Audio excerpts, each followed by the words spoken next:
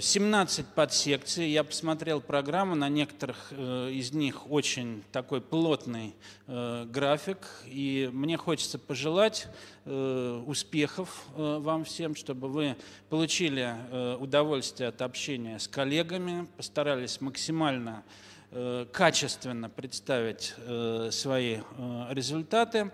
Ну и у нас уже давно традиция начинать конференцию Ломоносов выступлением опытных ведущих наших ученых. Вот и сегодня тоже планируется доклад профессора Владимира Сергеевича Захарова. А кроме того, из-за участия иностранных представителей несколько лет назад было принято также, значит, делать доклады на английском языке. И сегодня тоже вы услышите интересный доклад. Я желаю всем успехов.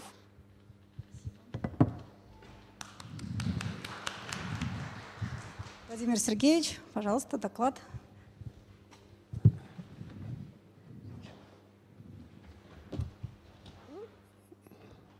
Дорогие друзья, добрый день. Я очень рад, что мне предоставилась такая возможность, такая честь выступить с некоторым вводной такой лекцией, кратким сообщением перед участниками Международной конференции Ломоносов в этом году. И я хотел посвятить это выступление тому, что мне кажется чрезвычайно интересным и что играет, на мой взгляд, очень большую роль в геодинамике, глобальной геодинамике, геодинамике литосферы. То, собственно говоря, чем я занимаюсь в значительной степени. Мне казалось, что важно понимать, ну, возможно, многие из вас это знают, ну, тогда это будет некоторое повторение. А именно поговорить о реологии Земли, вещества Земли в целом, ну и по возможности реологии литосферы. Ну, прежде всего, о понятии, что такое реология. В принципе, слово реология происходит от греческого слова «рео», то есть течение, но в настоящее время под этим понимается раздел механики, который изучает то, как деформационные свойства вещества, не только именно текучесть, пластичность, упругость, но и комбинацию этих свойств. Ну и, соответственно, в настоящее время зачастую реология, термин реология, кроме того, что это, ну, вот раздел механики важный, чрезвычайно важный, и в материаловедении важный, и для геологии очень важный. Ну, под этим понимается реология, то есть реологические соотношения, которые справедливы для тех или иных веществ в тех или иных условиях. Вот я как раз хочу показать, что эти реологические соотношения могут довольно сильно меняться в зависимости от условий. Значит, прежде всего, почему важно в геодинамике, в физике Земли, почему важно учитывать реологию? Потому что если мы посмотрим, так сказать, на круг, на Землю, то мы увидим, что необходимо очень много объяснить, казалось бы, противоречивых фактов, которые мы знаем о Земле. Во-первых, распространение упругих волн через все оболочки Земли, то есть Земля упругая, ну, кроме внешнего ядра. Но в то же время все эти колебания затухают в разных оболочках, значит, она не совсем упругая. Фигура Земли, еще от Ньютона идет это, и мы достаточно хорошо это знаем, довольно хорошо, довольно точно соответствует фигуре равновесия жидкости. То есть вот Ньютон еще на рубеже 17-18 веков предположил, что Земля жидкая. Так оно и есть в геологическом масштабе времени. Значит, с одной стороны упругая, с другой стороны жидкая. Собственные колебания Земли, значит, все-таки упругая. Мантия течет как жидкость, значит, все-таки жидкая. Ну и так далее. Значит, конвекция, магнитное поле, значит, нужна конвекция в ядре, конвекция в мантии медленная, конвекция в ядре быстрая, и там нужно, чтобы это было вроде бы жидкость, но с разными совершенно свойствами. Вот как это объединить? Значит, если мы посмотрим на некоторую обобщенную кривую деформационную, это именно общее, без, так сказать, без разделений, без конкретных значений. Мы увидим, что так или иначе на ней всегда можно выделить диапазоны. Значит, это деформация, это напряжение, которые связывают описывают упругое поведение, линейное или нелинейное, которое спадает при снятии нагрузки, и неупругое, вязкое или пластическое, которая не возвращается при снятии нагрузки. между вязкостью и пластичностью существует различие, которое заключается в том, что вязкая деформация осуществляется при любых значениях напряжений, только она будет медленная, а пластическая после того, как напряжение превосходит некоторый предел. И то, и другое, и третье, и вязкость, и упругость, и пластичность присущи всем, абсолютно всем веществам. Это одна из... Да, и что еще важно, вещество Земли, ну, в геологическом масштабе ведет себя, может, как и жидкость, но вообще-то это твердое вещество. Значит, мы говорим не просто о течении твердого вещества, а мы говорим о ползучести. То есть это деформация твердого тела, которая внешним образом с помощью уравнения описывается так, как будто бы это было течение. Значит, когда мы говорим о поведении вещества хрупкое, упругое или пластичное, ну, то есть стекло хрупкое, там, резина упругая, а там пластилин пластичный, мы говорим, имеем в виду то, что наиболее выделены то или диапазон проявления тех или иных свойств. Но на самом деле эти свойства могут проявляться каким образом, как угодно. Для каждого вещества в своем диапазоне ПТ условий, но обязательно проявляются все свойства. Это одно из положений реологии. То есть любое вещество специальным образом можно загнать, или оно может само находиться в таком состоянии, когда оно может деформироваться по разным механизмам. Таким образом, что мы можем сделать? Ну вот мы можем, например, увеличением давления перевести из упруго-хрупкого разрушения в почти полностью упругое, потому что давление зажимает все процессы и, соответственно, нет возможности разрушаться. А наоборот, увеличением температуры или уменьшением скорости деформации, то есть условий нагружения, мы можем перевести хрупкое вещество в пластическое. Поскольку для Земли характерен довольно большой диапазон температуры и давлений, то есть тех параметров, которые главным образом определяют поведение и характеризуют разными скоростями деформации, от очень медленных до достаточно быстрых, то для вещества Земли, какое бы оно ни было, проявляются разные свойства. Вот я это и хочу показать. Ну вот, например, это пример, значит, что все достаточно древние сооружения, ну, пирамиды как одни из самых древних, они с течением временем текут. И неоднородности затекают. Существуют простые реологические модели реологического поведения, такая как, ну, естественно, упругость, вязкость, линейные модели, пластичность. Комбинация этих моделей, этих, значит, свойств, упруго-вязкость тела Максвелла и вязко-упругость тела Кельвина. Вот какой из них больше подходит для Земли? Ну, в целом, если. Поскольку мы с вами выяснили, что одновременно это должно быть и упругость, и вязкость, причем для малых времен, таких как пробегание сейсмических волн или собственные колебания, упругость, а для медленных, для больших времен, для медленных деформаций, такие как геологические, это должна быть вязкость, то должна быть вот такая комбинация. Существует ли она? Ну, в принципе, существует. Вот, не знаю. Это пример... нет, не пошло. Ну, ладно. Не судьба. Это пример мультфильма, посвященного как раз таким свойствам, когда одно и то же вещество при быстром воздействии ведет себя как упругое, а при медленном воздействии ведет себя как вязкое.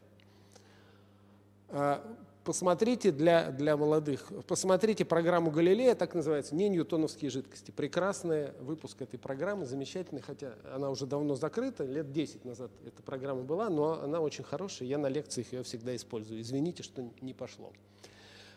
Значит, поскольку важно понимать и упругость, и вязкость, какие механизмы упругости и вязкости вообще для твердого тела? Механизм упругости, ну, приблизительно, очень сильно упрощая, но приблизительно один и тот же. Я говорю о механизме упругости именно твердого тела, ну и в данном случае кристаллического для простоты. Значит, поскольку все ионы в кристаллической решетке находятся в своих позициях, исходя из минимума потенциальной энергии, то, собственно говоря, ионы лежат вот здесь. Вот, то есть вот, лежит в своей, значит, потенциальной яме, как яйца вот в этой самой, в чем упаковке для яиц, в чем они продают обычно. И если мы хотим ее сжать или растянуть, нам необходимо преодолеть потенциальные барьеры, ну и, соответственно, силы, которые нужны на сжатие, всегда больше, чем силы, которые нужны для растяжения, потому что энергия ведет себя вот таким образом, несимметрично. Соответственно, перескок в соседнюю ямку возможен, но нужно добавить энергию. Значит, исходя из этого, приблизительно механизм упругости всех кристаллических тел схож между собой, и поэтому параметры упругие тоже отличаются в разы, но не отличаются на много порядков, как это будет для вязкости. То есть это для кристаллических тел это одного порядка, ну или там, может быть, на один порядок отличающийся. Что касается вязкости, то механизмы вязкости твердого тела их несколько. Диффузионная вязкость, вязкость дислокационная и вязкость по границам зерен. Еще раз подчеркиваю, речь идет о вязкости твердого тела и кристаллического твердого тела. Сразу надо подчеркнуть, что если бы кристаллическое тело было идеальным, то оно бы не обладало вязкими свойствами, оно было бы идеально упругим, ну и потом хрупко бы разрушалось. Значит, наличие примесей, наличие вакансий, наличие нарушения порядка кристаллической структуры и определяет способность твердого тела деформироваться вязким или пластическим образом.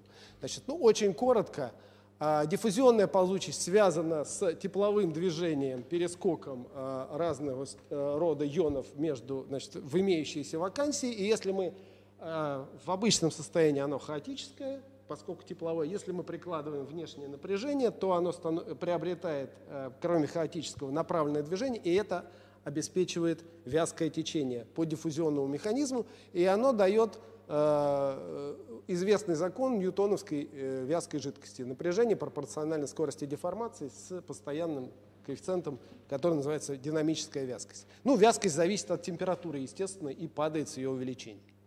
Значит, дислокационная ползучесть, другой вид ползучести, связан с нарушением порядка. Здесь пример краевой и винтовой дислокации. И тоже при приложении внешних напряжений механических мы получаем целенаправленное течение, на которое наложено хаотическое, безусловно, которое обеспечивает более сложную связь между напряжением, это разность между максимальным и минимальным напряжением, между напряжением и скоростью деформации. Здравствуйте. Через степенную зависимость, и также зависимость от температуры, то есть вязкость будет падать с ростом температуры. Значит, если мы, и вязкость по границам зерен, которая осуществляется по межзерному пространству, которое не так хорошо структурировано и деформируется, возможно, скорее как аморфное вещество, то есть имеет вязкость на много порядков меньше. Значит, если мы подводить обобщенное резюме для всего вещества Земли в целом, то могут реализовываться несколько механизмов. Все, 5 минут вязкости, и они могут быть сильно отличаться, но вот здесь мантийное. Значит, перехожу давайте сразу к реологии литосферы, потому что это, обобщенное значение. Почти для всей мантии осуществляется механизм дислокационной ползучести, и вязкость эффективная ведет себя вот так. И, соответственно, модельный профиль вязкости через всю Землю, вернее, несколько профилей, которые связаны с разным пониманием того, как устроена Земля. Значит, я хотел рассказать про литосферу. Что касается литосферы, то мы там, поскольку вязкость ее чрезвычайно велика, она несколько порядков выше, чем вязкость верхней мантии, стеносферы, там 10-20, 10-25 у литосферы, то строят не профиль вязкости, а профиль прочности, который определяется конкуренцией двух основных механизмов. Упруго-хрупкого разрушения, которое линейно нарастает с глубиной, и вязкого этого нелинейного нарушения, которое зависит от температуры и давления. Так вот, кривая прочности строится очень методически, если вообще обобщать. Так-то сложно, а методически просто. Строится профиль для хрупкого разрушения, строится профиль для вязкого, вернее, нелинейно-вязкого разрушения, и реализуется тот механизм, у которого предел прочности меньше. То есть, где тоньше, там рвется. То есть в верхней части это будет упруго-хрупкое разрушение, а здесь вязкое, нелинейное и еще с уменьшением, с глубиной, поскольку растет температура. И вот здесь переход, хрупко-пластическая переходная зона. И дальше начинается более сложная вещь. Эти профили будут зависеть от температуры, от скорости деформации. Если деформация медленная, то будут больше проявляться вязкие свойства. Если деформация быстрая, то будут больше проявляться хрупкие свойства. И даже расслоенность этой среды, этих слоев будет разная. То есть она может быть скорее вязкая или скорее хрупкая.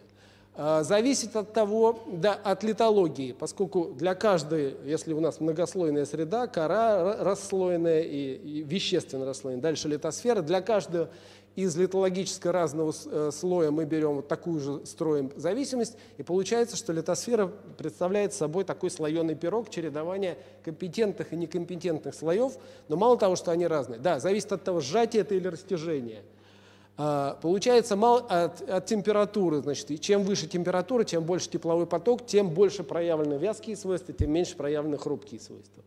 В итоге мы имеем такой подход, нужно, чтобы, так сказать, описать реологию литосферы, мы должны задаться структурой, мы должны задаться тепловым состоянием этого, привлечь свои знания о параметрах тех минералов, которые являются породообразующими для данной структуры, и только после этого строить профили прочности, и мы увидим, что в зависимости от вот этих всех параметров, плюс от тектонического режима, то есть сжатие, растяжение, сдвиг, горячее, холодное, быстрое, медленное, реологическое состояние литосферы может меняться очень существенно. От того, что она будет представлять собой единый, такой достаточно монолитный слой, до того, что она будет представлять собой торт Наполеона и при деформации будет разъезжаться с дифференциальной тектоникой на разных уровнях. Ну и резюме. Реологическое поведение вещества Земли в целом зависит от строения состава, условий, условий взаимодействия, могут проявляться по-разному в зависимости от этих условий, а литосфера Земли имеет сложное реологическое строение, и это реологическое сложное строение является предпосылкой тектонического строения. Все, спасибо за внимание.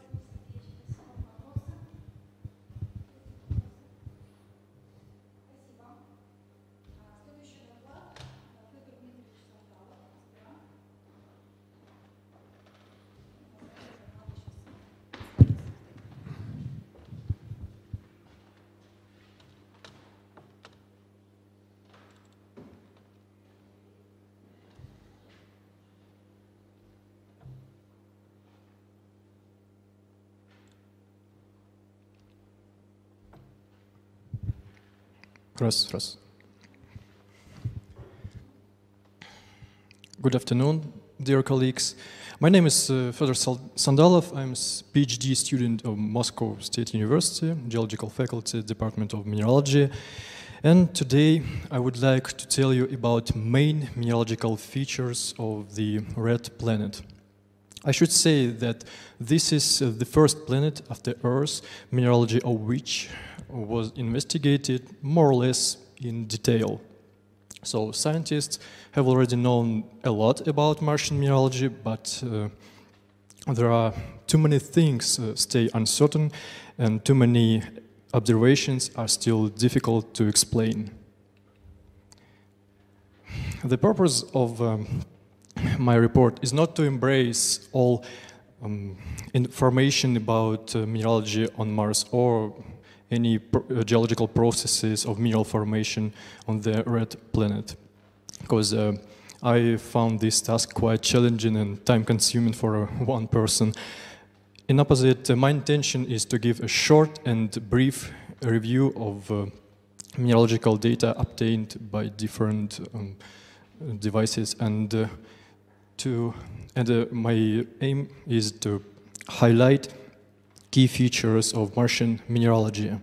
So, firstly, I would like to start with the meeting of International Mineralogical Association, which will be held in summer 2022, and of course, a role of Martian mineralogy at the Congress will be presented. Secondly, I'm going to talk about sources for mineralogical data on Mars.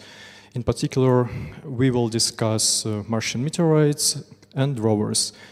Then I will be talking about some interesting mineralogical features that have got some unusual names and became subject of different scientific and non-scientific speculations. After that, I will consider some implications. So, let's start. Well, this year is declared the year of mineralogy by the International Mineralogical Association. It means that Mineralogy 2022 is a global initiative to highlight the role of mineralogy in our daily lives. Mineralogy 2022 will include different coordinated international events, one of which is the 23rd International Mineralogical Association General Meeting in Lyon, France, in July, where mineralogy will be painted with the colors of space exploration. So, considering cosmic mineralogy, it will have a special attention at the future Congress.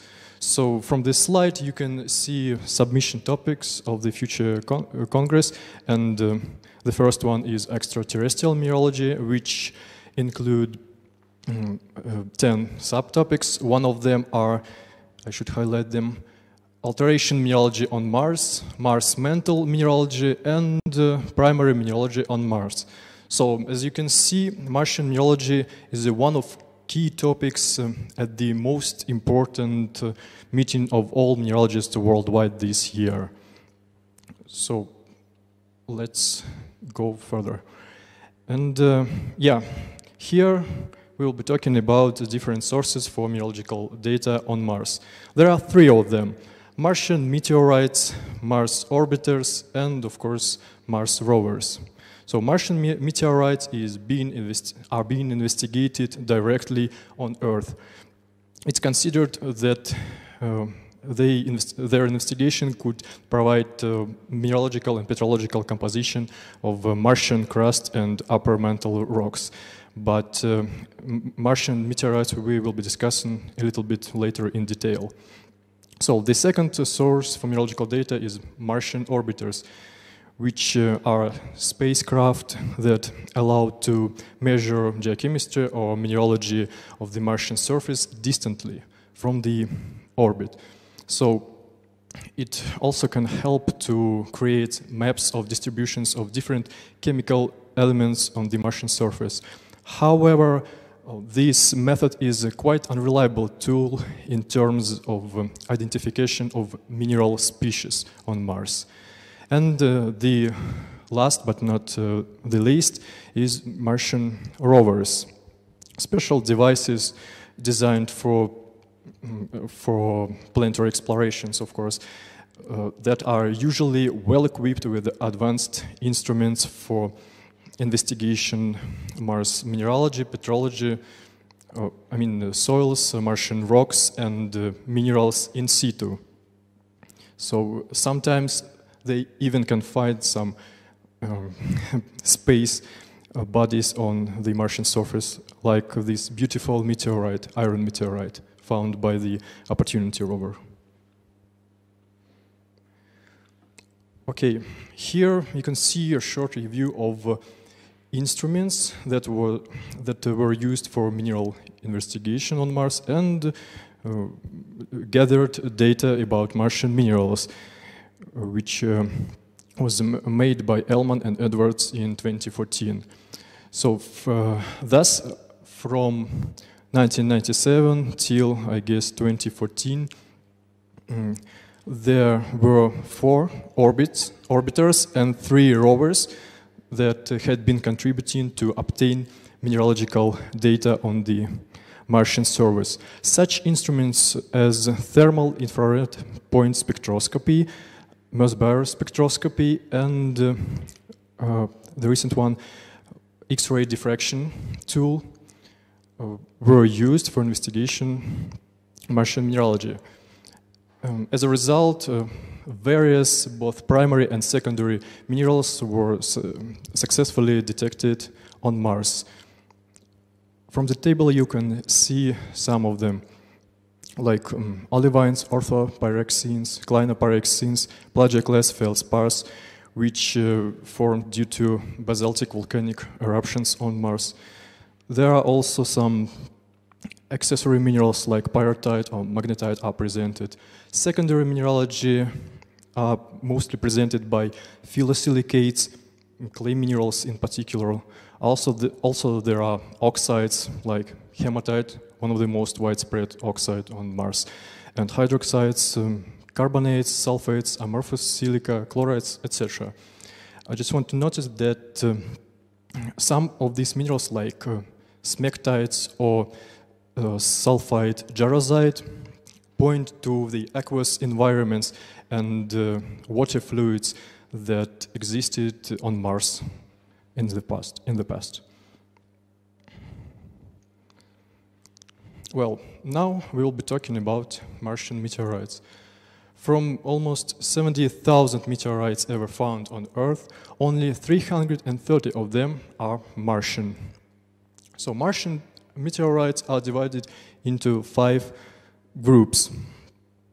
And yeah, you can see, and the most widespread of them is shergotites. Shergotites group includes 277 of the total number, and the rarest one group is OPX, or orthopyroxenite, which contains only one sample of meteorite Allen Hills 84001. I should say that every Martian meteorite is thoroughly investigated, and you can find numerous petrological, mineralogical, geochemical data on every of these meteorites. But I would like to highlight or tell about the one unique and intriguing Martian meteorite ever, which is Allen Hills 84001.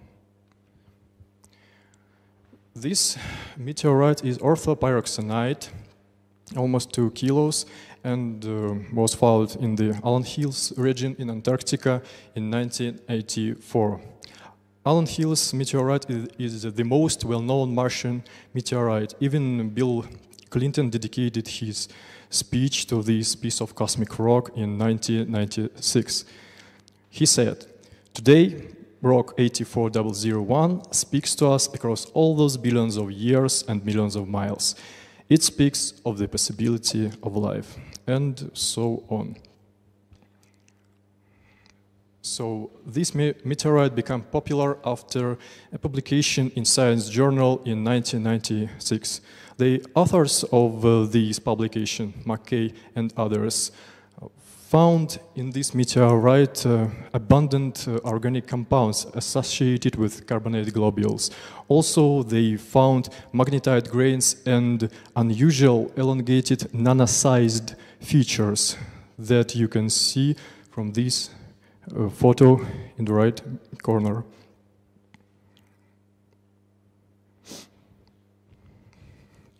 Yeah, many scientists tried to explain these unusual findings, the presence of organic compounds in this meteorite. But only recently, this year, in January, scientists have managed to solve this puzzle with an elegant explanation. Dr. Stille and his team found that these organic compounds and magnetite grains could form due to well-known geological process of serpentinization. So using transmission electronic microscopy, scanning electronic microscopy, they demonstrated that this meteorite contains minerals of serpentine kaolinite group in these carbonate globules. These minerals you can see from the photo in the red frameworks.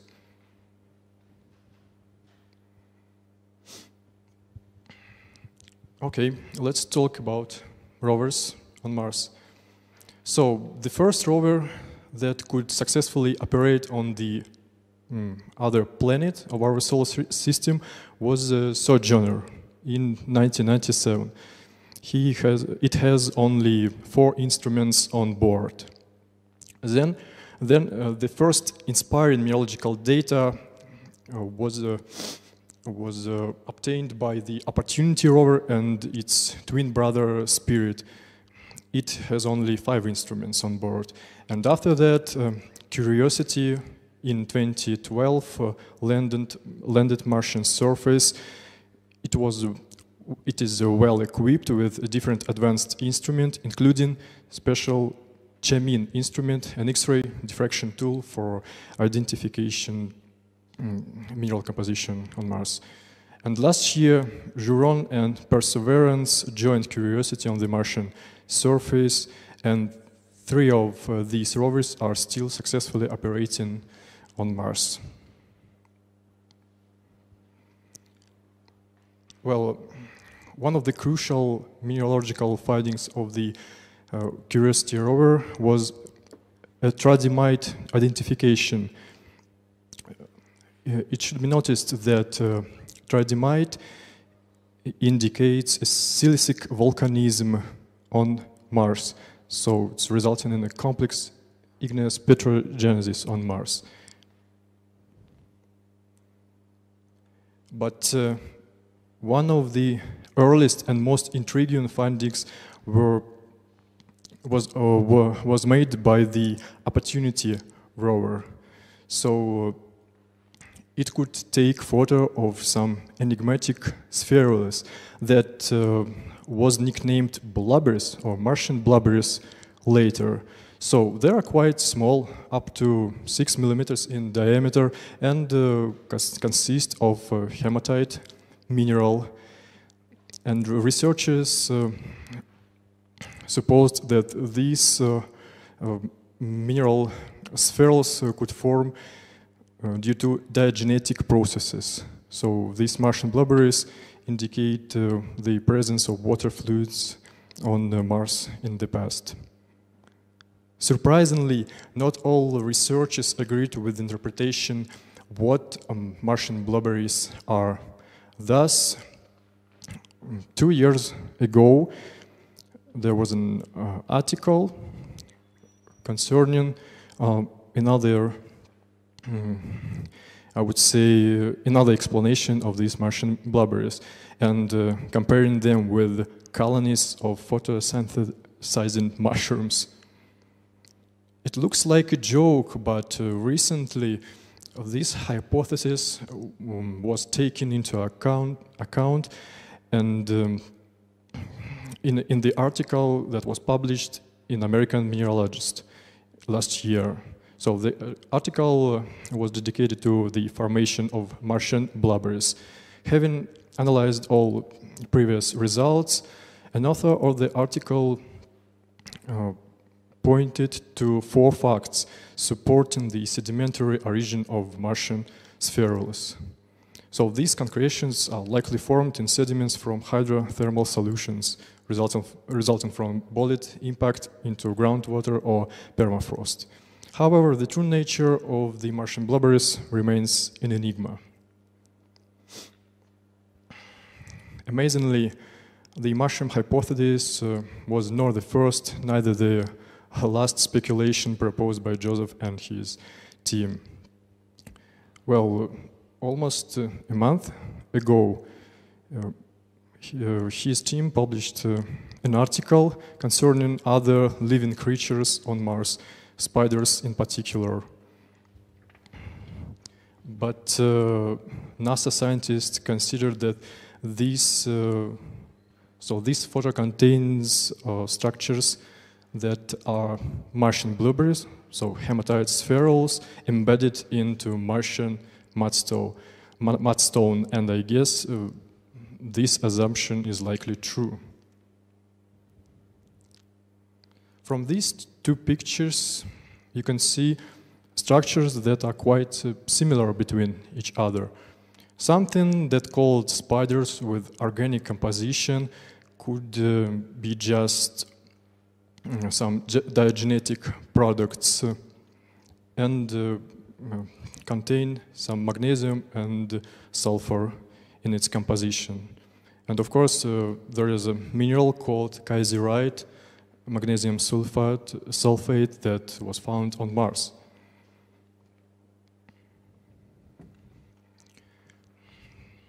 it should be noticed that all these mineral aggregates are quite widespread on the Martian surface. Sometimes they could refer to they could remain as spiders or blubberies or even flowers, but the main thing is they indicate the aqueous environments that could exist in the past on Mars. Yeah, talking about recent investigations, there are two rovers, Perseverance and Curiosity, that allow scientists to gain mineralogical data. The Perseverance mission is to collect samples, different samples, for returning it to Earth in the future. And Curiosity is just analyzing drilled rocks in situ on the Martian surface. And the CHIMIN instrument has provided data that phyllosilicates constitute up to 35% of ancient sediments on the Martian surface. It is quite important because phyllosilicates can absorb organic matter and could answer the question about the life on Mars, the presence of life on Mars. So, to sum up, the fact of studying mineralogy of another planet is amazing by itself. It could help to reveal some geological mysteries of mineral formation on Mars. And of course, it may help to detect some biosignatures and to answer the question about the life presence on Mars. So, that's it. Thank you for attention. If you have any questions, you feel free to ask. Спасибо большое. Да, пожалуйста, вопрос.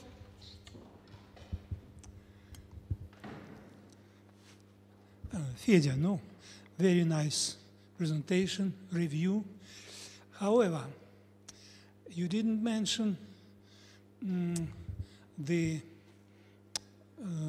quantity analysis of Martian minerals, which were established in 2016 during the Curiosity expedition.